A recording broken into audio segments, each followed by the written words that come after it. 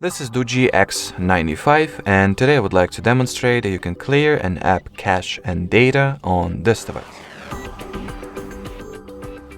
So to start, you will need to launch the Settings app. From here, navigate yourself to the Apps and Notifications category. Next, in here, tap at the See All apps that you have.